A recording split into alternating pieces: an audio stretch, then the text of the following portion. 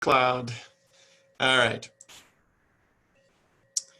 Okay, share screen. All right, welcome everybody. So today's topic is continuing with Shift, as it says, key tactics to doing real estate in tough times. Last week we talked about, all of the tactics, and then I went into the first one in detail. Today I'm going to start in with tactics 2 through 5, and really after that I'm going to spend today on that, and especially a couple of them I'm going to spend a lot of time. But after that it kind of gets it's good stuff, but I think these chapters are the most important. So what we're going to do is we're going to spend time on that, and then next week we're going to start in with where we were before this all happened and we stopped doing Saturday classes, and that is things and ways that what we can do to improve on lead conversion, improve on, rejections we may get, and working on our scripts. And so you'll see how it all kind of ties in. Let me see if I can start it. Okay. All right. So again, this is the book. I saw Olga bought it. I don't even have a hard copy of this book. I've been listening and taking notes on Audible. So tactic 2, here it goes. I'm not going to spend a lot of time because I'm not an accountant at all. So I'm just going to say that you really need to, as you can see the scissors on the side, you need to cut expenses when things get difficult. And I know for many of us right now, not making quite as many sales, and it's a little difficult. So you really have to change your expenses the best you can. So here it talks about lower your expenses as soon as possible. You have to make profit on anything you're spending on. So hate to say it, I just bought masks like crazy, personalized, the ones that say the 24-hour logo and says Michael Bredel's team. So that would technically be something that isn't going to bring me a lead directly, but you want to cut it things that aren't going to bring you business directly at this, at these kind of times. And then it says, do not, and I am one that is guilty of this last one, do not go off of your past track record. In other words, don't look at it holistically, where you're like, well, it's all, overall, there's going to be ups and downs, and it's okay. You do want to look at it, focus now, and make changes, when necessary. One caveat to that, I'm just going to say it. So I do a lot on Zillow and Realtor.com, and I did not cut back. And I've noticed that because others have cut back, we're getting a lot of leads off of it. So it can work both ways, but the way I look at something like that, it's there to bring me business right away. So anyways, okay, next one. So I'm moving right on to the next tactic. Do more with less. And this is another one I don't want to spend too much time on, but this is about leveraging your time and leveraging the people that you work with. So again, some of us don't have teams, so that's why I don't want to focus too much on it, but I do want to say a few things about it. So in the book, he brings up these 4 questions. He says, what are my business priorities? You have to think about that. When do they need to get done? When do those priorities need to get done and your tasks need to get done? Who should do them? If it's not you, who should be working on that? And how should they get done? Or how should they be done? So, happy to be sitting out here. Can I put headphones in? So here it goes. So here are the 6 fundamentals, as I teased you today in the text message from Maria at the front desk. Here was the 6 fundamentals to your business. So the first one, the biggest one, and the one that we're going to spend the most time on today from here on out is lead generation. Lead generate, capture, and convert to appointments. That's your number one job. New business coming in, get that business, capture them, convert them to an appointment, and then make a sale. The second one is present to your sellers, like you are there to present offers to your sellers, to be there with your sellers and service them, and also with your buyers, and then get agreements, like basically sales contracts, make some sales. You want to show houses to your buyer, and you want to market your listings and market to sellers to get sellers. The next one, of course, our job is to write and negotiate contracts. The fifth one is to coordinate the closings and the escrows. And then the last one is manage the money, as it said. And I know I'm doing a poor job on that. And that is that I say that and then I move on, but we have to be able to manage our money as well. Okay, quick, before give me 1 second. I'm on tactic 3, would do more with less. So this one, here are some extra tips that I took away from this chapter. If you are working with more people than just yourself, you want to hire well and place people where they are strongest. In other words, you don't, this is a terrible example, but here it goes. You don't want to put an accountant type or engineer type person maybe right on the front lines in sales if that's not where they feel comfortable or that's not where they're strongest. That's a simple example. The second one is really big, and this is why as an office, Marie, my mom, myself, and all of us are always saying about having good affiliates. You want to work with affiliates that understand how you work and will help you to close deals. Your affiliates are there to complement you. Your affiliates are there to help bridge gaps sometimes even with time, where you can't be there and they can help you and things like that. The third is improve your systems instead of adding staff. So sometimes if you just had a better way of doing it, you could be more efficient and get it done yourself. And then the last one, the whole 80-20 rule, actually it's the other way. Focus on 80% that will make you the most productive and the most money. So, well, actually, I guess it is that. So you want to focus on the 20%, which are usually your best leads that will bring you usually 80% of the business. You want to focus on that. Okay. Tactic 4, find the motivated lead generation. So again, we're going to spend the majority of our time, the rest of our time on this one, and then the last one on tactic 5, which is lead conversion. So first we need to find the buyers and generate the leads. And then after that, you need to be able to convert it. So find the motivated lead conversion. And here we go.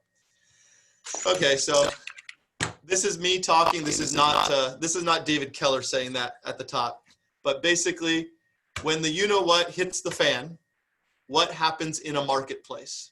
So first you get fewer leads, fewer appointments, fewer sales, and obviously that's the first sign that something is shifting. Did we experience that in late March? Yeah, kind of, but obviously it's rebounded really well. The second thing is all of a sudden, now that there's less buyers and there's less sales, that means the inventory is going to go up. And what will eventually happen? Prices will start to correct themselves and go down. And what happens when a market shifts? It changes that consumer confidence and it changes their motivation to want to buy. Okay. So the biggest thing is you need to make time in your day to lead generate. And there are lots of different ones that we've spoken about in the past, whether it's calling past clients, calling current clients and getting referrals out of them or working them to go further. Open houses, the traditional door knocking and cold calling, all of that. So, but you need to block out time for doing that in your day. And if you're not doing that, you eventually you'll die out. I hate to say it, your business will go from something to nothing pretty fast if you're not blocking out time to generate new business. And what's the big one? I think I may say this later, but the big one is you get a few deals and then you stop doing the lead generation because you're babysitting your current stuff. It's understandable, but you somehow have to figure out a way to continue to lead generate. It says here, this is a script and dialogue skill-based business. And my goodness, it is. And so, as I said, this is where we're going to pick up where we left off before the pandemic with Armando's classes. And we're going to start that next week. Okay. So the 3 keys, and I put a red light, yellow light, and green light on the sign. The first one obviously is stop doing what doesn't work. Realize what works and keep doing that. And then put your foot on the gas, press hard, and go fast and do a lot of it and ramp it up. Okay. So if it's not working, okay, so stop doing what doesn't work. And how can you do that? Track your leads. It talks about tracking your leads. It talks about writing down the best, figuring out, like you kind of sit down and say, okay, what has worked best for me in the past? And then, make note of that and then do those things that are going to bring you money. So again, if you track it and you know what's working and not working, and you remember a few months ago, I kept asking, I did that survey, hey, how many people think we should be in the Downey Patriot, or have you gotten a lead from the Downey Patriot? And I asked that question in 5 million different ways because I was trying to see if spending that kind of money on the Downey Patriot was worth it, because yes, I was maybe trying to change, but anyways. So along the lines, I know I'm skipping around, but 3 keys to lead generate. The first one is stop doing what doesn't work. The second one is realize what works and then do it well. And so with that, your message matters is one part that I want to talk about. And then the second part is your message needs to have a method. And so this is what he was talking about in this chapter. So in terms of your message matters, have an effective offer response, kind of like call to action, as it says. Have an effective offer response type of ad, whatever you're doing.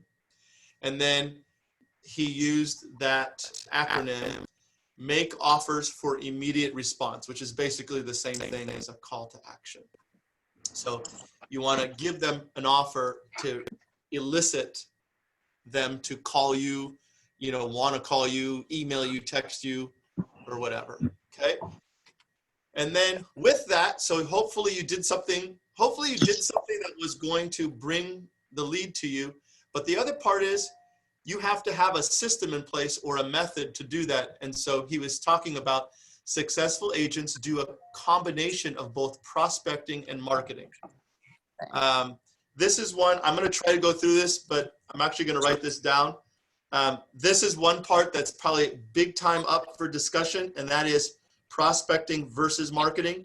And so the big difference is prospecting is where you're actively calling a individual one at a time, trying to work them and get them to work with you, versus marketing, which is you're trying to get your message to call you out to the masses. I find I spend a lot of time on marketing with Joey, and it's been effective for me. And I will say, sometimes I feel maybe I don't do enough prospecting because I'm spending too much time on other things like marketing. And so in the book, he has a big discussion about which is better. And in the end, it was that, if you do need to have a nice combination of the two, and that's the bottom line there. So, okay, I'm going to keep going, but if you have a question, write it down and we'll kind of get to that towards the end. Okay. The third one to those 3 things, this is the last one, is once you've figured out something that's going to work well for you, ramp it up. Do consistent lead generation daily. You want a time block to follow a schedule where you are doing that lead generation activity. And he was mentioning that all top producers consistently lead generate. He found that in all their research across the country with different lead team managers, different brokers, and different top producers from all over the place, they may have different ways of doing things. Maybe they have one source that brings them business more than another. Some had teams, some were just one individual. But what they all had in common was that they would consistently lead generate. So, and back to that, he kind of points out that sometimes you do need to time block. And so he suggests you should time block for vacations in a year, right? So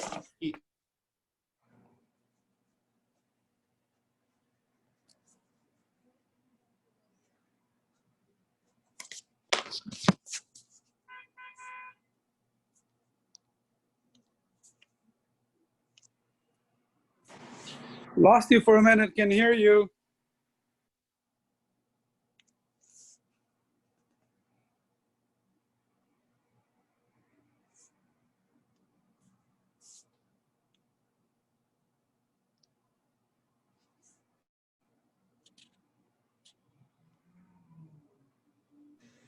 Did we lose sound? Can't hear nothing.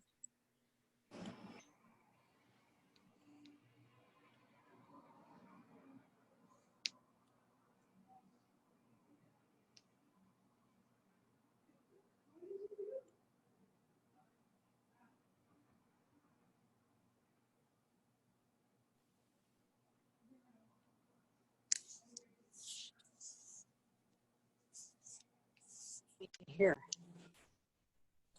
Are you on internet? Yeah. It keeps going in and out. It's horrible. Now there's no sound at all. We can hear Marie. Yeah, Marie, we can hear you completely. I'm in the office. The internet sucks. It's just not picking it up. Oh, no.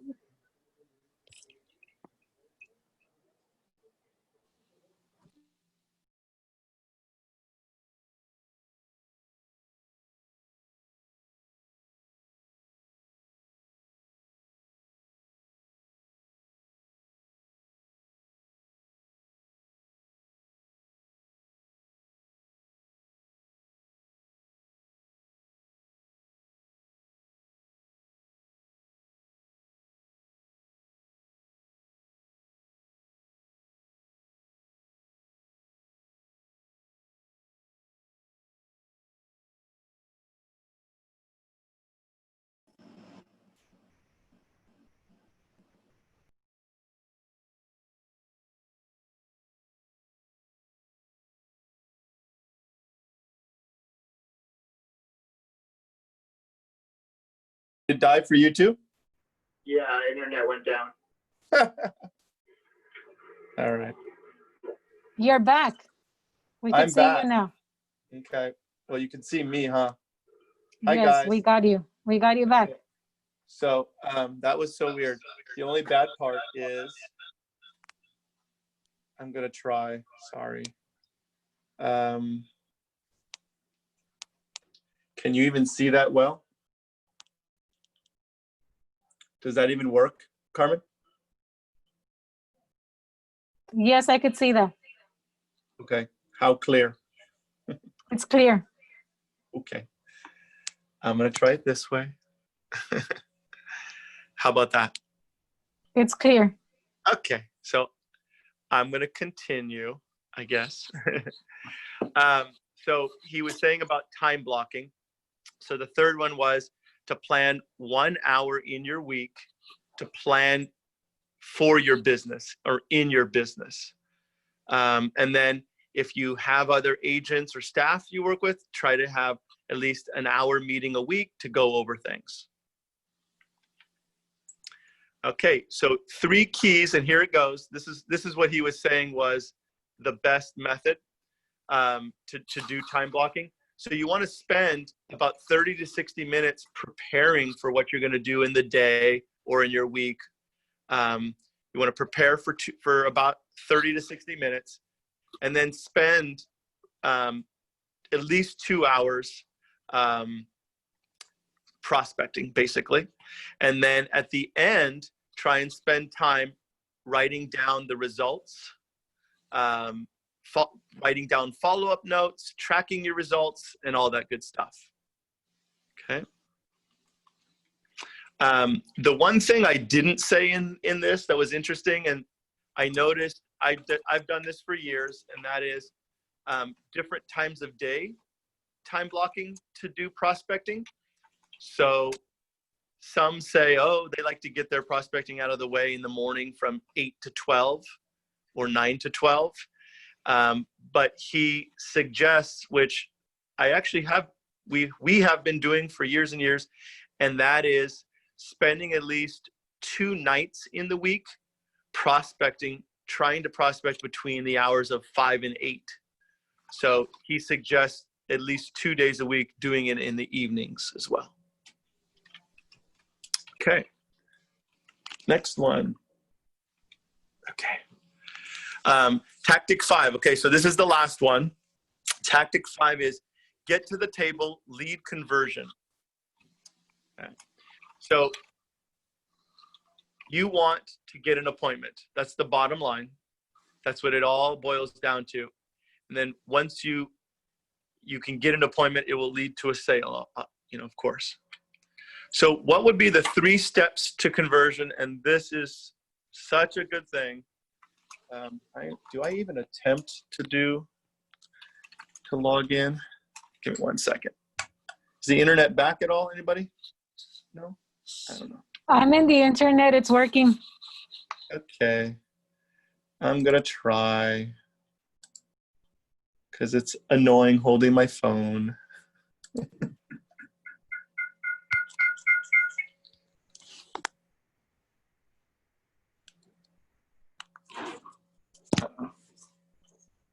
Can you guys?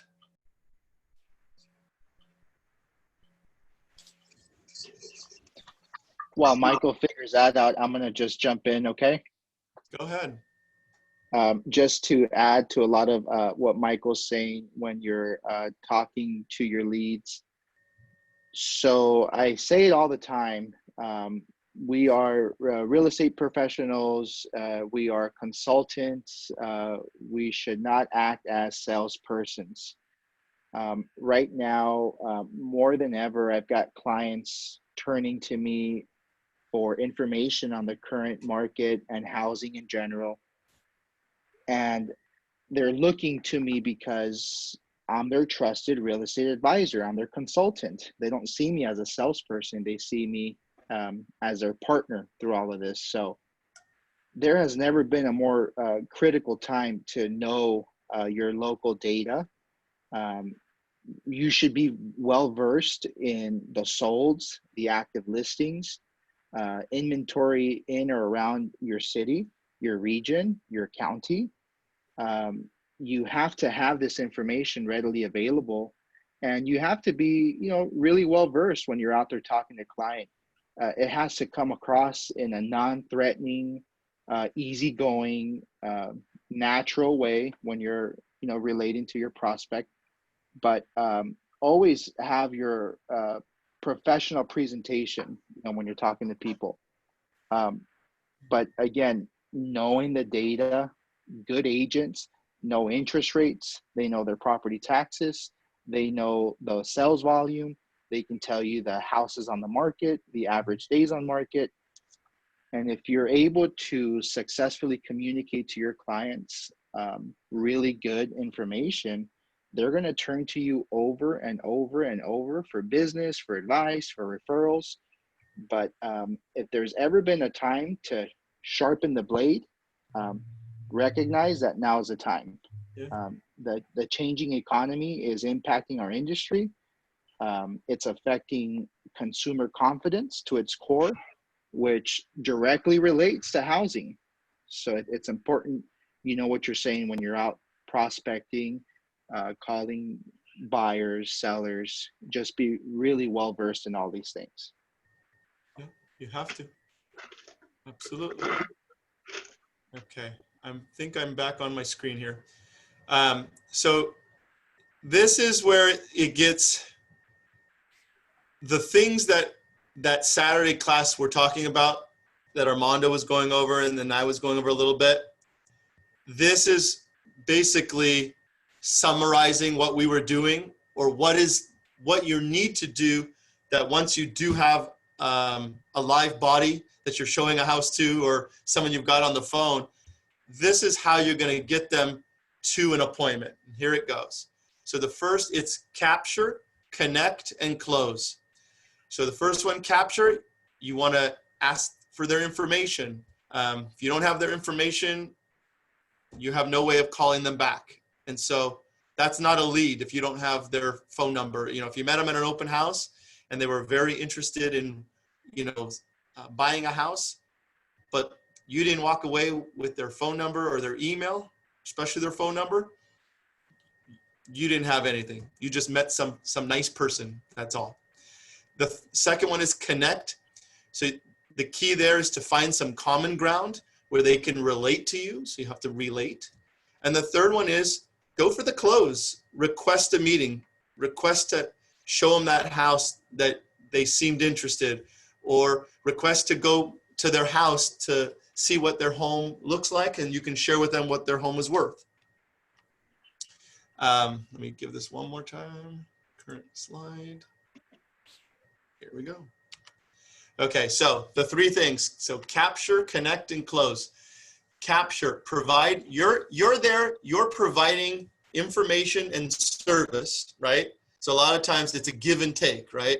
So you're providing information about the house, or you met them at an open house and you told them about another one, but you need to also flip it and get something out of them. So it's a reciprocal relationship. And so if they felt comfortable with you, or comfortable talking to you on the phone or in person, then hopefully they're willing to give you their information, and now you've got a live lead. Connect.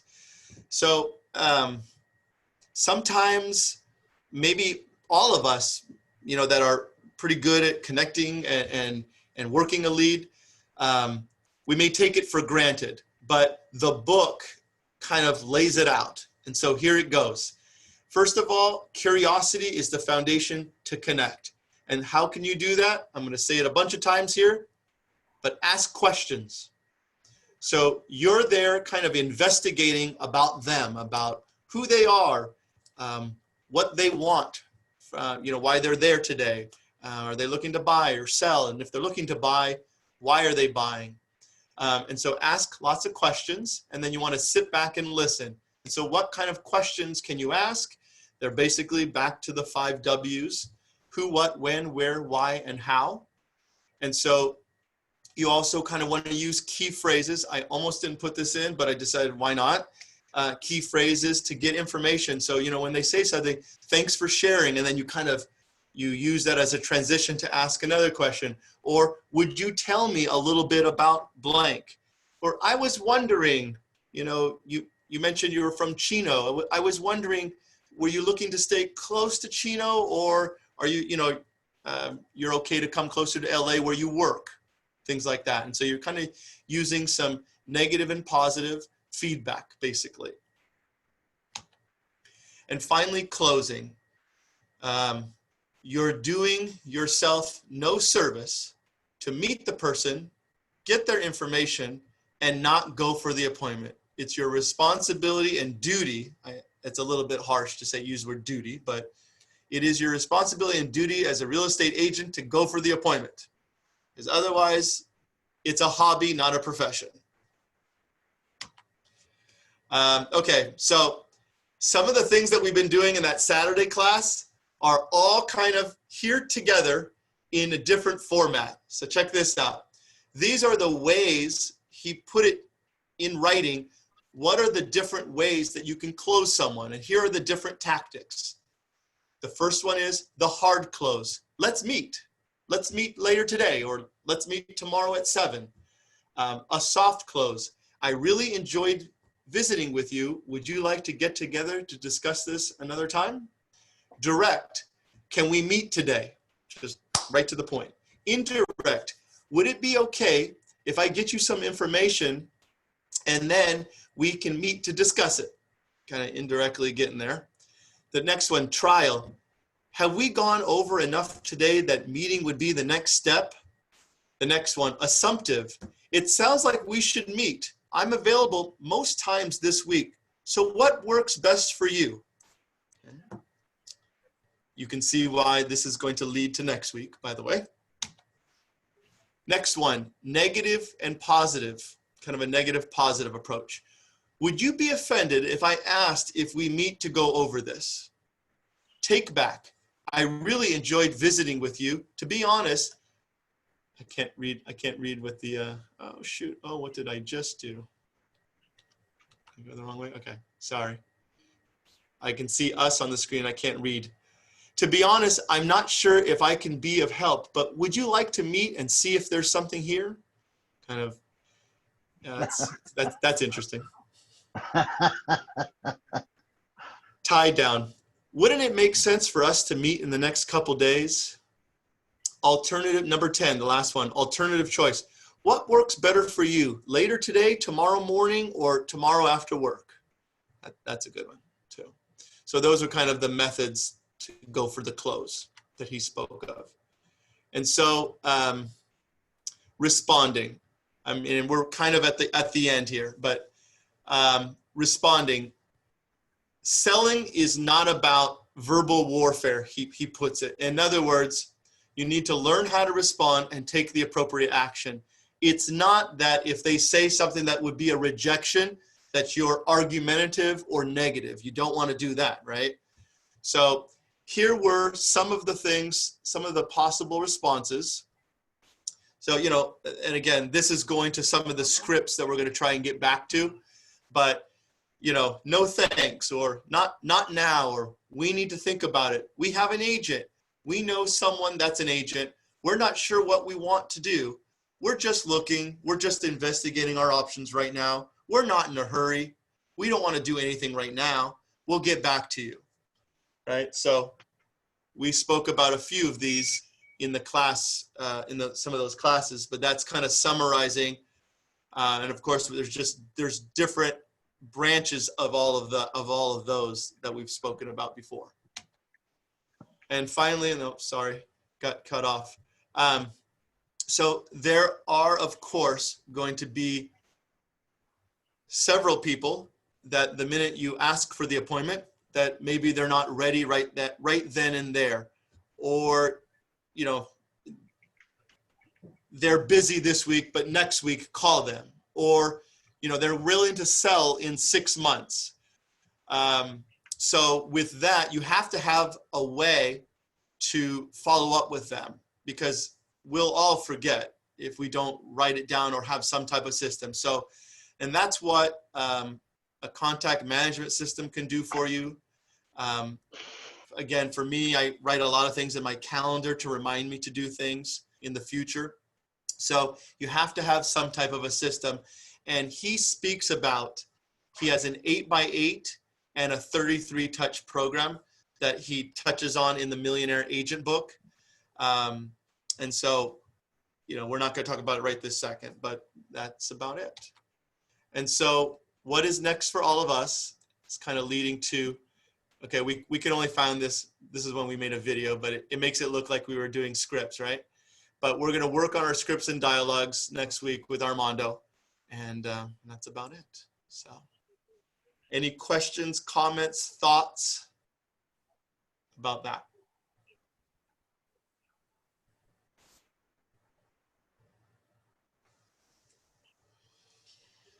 Am I muted? No, okay, you can hear me. Hey, Michael. Yes, Mario. For whoever, I'm on my phone for the first time, so I can't really figure out how to see everybody. So I'm not sure who was all there, but touch your screen. Touch your screen once. Touch it, and then there's video. And yeah, then, no, I don't want you to see me. I just wonder who else is there. No, I just wonder who's there. No, I don't. If you scroll to the right or to the right, you may be able to see other people. I promise you don't want to see me right now. I look like Oh, I King don't, that's Kamehameha. fine. That's fine. Okay. But go ahead. Go ahead. But when so everything you said makes everything he said makes a lot of sense. All of it, especially the the rejection things. Not now, or can we get together? All of those sounded to me like every one of those responses. And I know there's going to be another response to the response because that's probably the whole point. But all those responses sounded like a really nice way. I put myself in their position. And if I said something like that to somebody that asked me a question about wanting to get together, and that was one of my responses, that would be my way of telling them to just go jump in a lake. That's kind of like the way that, I don't know who's laughing. Sorry, Gabe. I can tell. I'm sorry. It just, You that's me. what it's. I mean, I read all of them that you went down, and I thought to myself, I was muted, and I said, "Oh, that's just a really nice way to tell you to just go get effed." So, what I'm saying is when it comes to the scripts, I think that I have, and maybe other people do too. I think that we all have an internal dialogue that we talk with people, and we do a scripted thing because we have our presentation. We know what to say with certain people, certain types of people. We say the same things. We know what works, what doesn't. But when we talk about scripts, are we talking? Can you still hear me? Because I can't see. Yes. I can't see. Oh, there you are. Now I can see you. Okay. So when we talk about scripts, are we literally talking about like literal scripts? Like, I've heard scripts for 18 years, and I've never sat down and read off a script. I just can't do it. I can get the gist of what the script question is, but does it really work? Yes. And I'm asking anybody, I don't know if there's 5 people out there or 20. I can't, doesn't tell me on my phone. 20 Okay. 18, Do 17. people actually call up and cold call, warm call and say, because I remember DeLuca had scripts, Buffini, everybody had scripts of some sort. But do they really, really work, or do they come across to the agents that are doing them? I'm not talking about the people that respond because we can't know what's in their head. But when you're doing those things, and I'm talking to anybody out there that wants to answer, do you kind of feel like you're coming across like I don't know, All right. your doctor doesn't call you up and say, hey, by the way, did you want to come see me in 6 months? It's been a while, Yeah, I don't know if you guys try to understand what I'm trying to say. It sounds canned because it is canned. Okay. So any advice there from anybody? Armando, go ahead. So I think the number one complaint I find that consumers have relating to home buying and home selling is good and clear communication. I feel that if more agents did a better job of explaining to their buyers or sellers on how you plan on showing them houses, informing them on how inspections work, discussing the way appraisals work, going over a closing timeline, especially right now with some of the restrictions in place, there's a lot of confusion out there.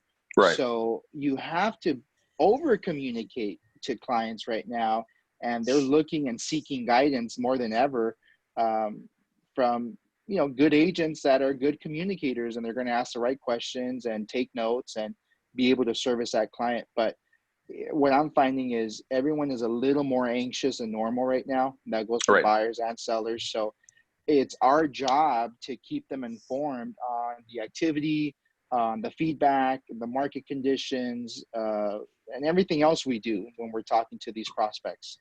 So, I mean, there's no such thing as feeling like you're trying to bait them with something, because right now I feel I've experienced more than ever, they want to hear from us. They want direction. They want you to clearly explain to them what's going on during these restrictions that are in place, and what do you forecast is going to happen in the market. There is a finesse to it, of course, but we can get more on that later. And I want to share also some of my experiences right now that I'm in the market for a new used car. Some of the tactics, as I've been researching different cars, some of the tactics that these salespeople use are identical to what we use when we're servicing online leads. So Really? more on that later, though. Okay, Good. good. Um, That's what I'm talking about. Can I I add want, go ahead, Gabe, go. something? Yeah. You know, I think Armando had good information, but I don't think he was addressing Mario's question so much. Correct. Because I get it. What you're saying, Mario, is does it sound canned? Yes, because it is canned. You're not necessarily reading off of a script because Yeah. you've already memorized it.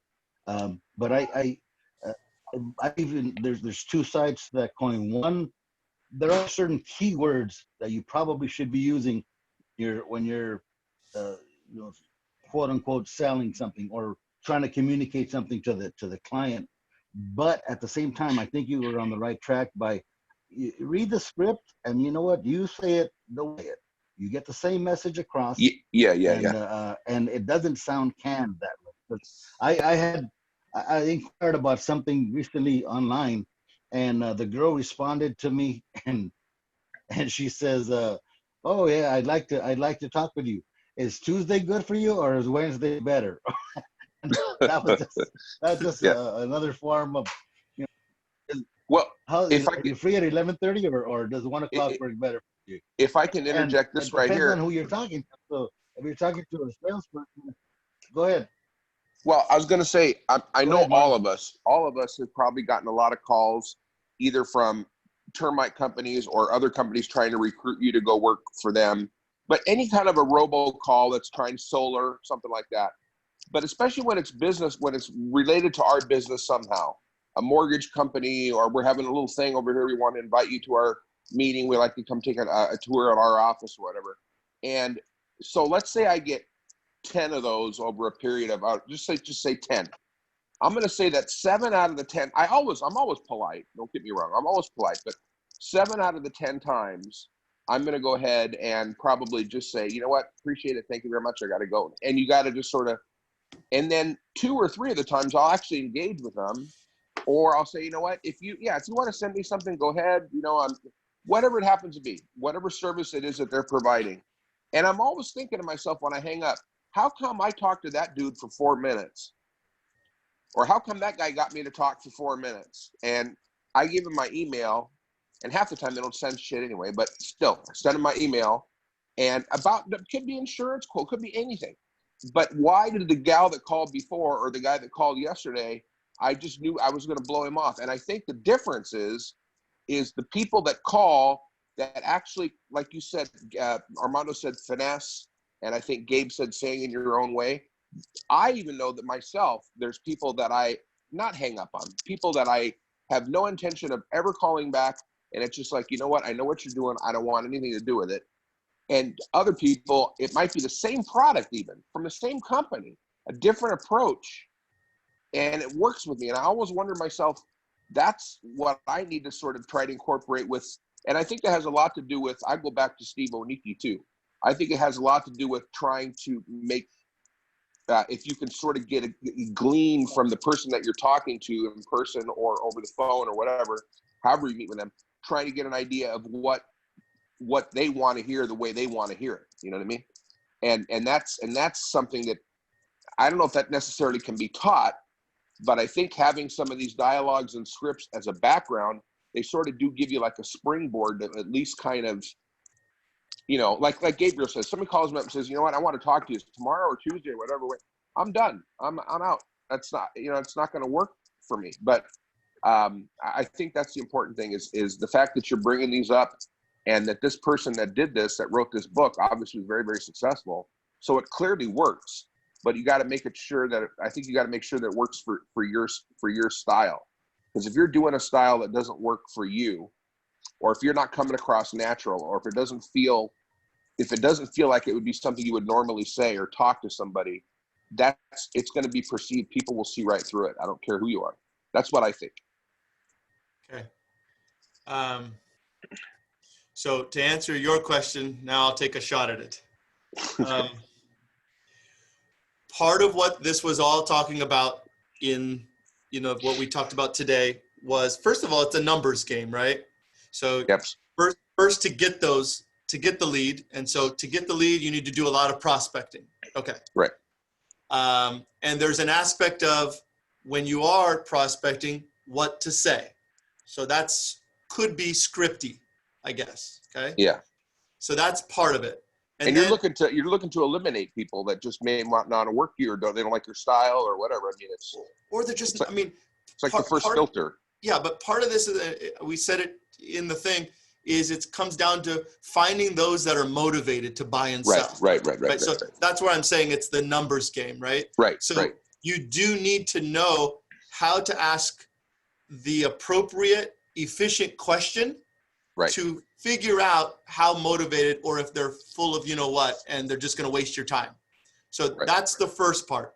And then for others, then once you do have the lead, then there is an art, I guess, to how can you efficiently and in the best way for you, the best way to convert that to an appointment. And then once they are an appointment, certain tactics to then take them and help them to the sale. Right. So it's kind of three parts. So now in doing this for the last 2.5 years, like heavy, a lot, full time, with new people.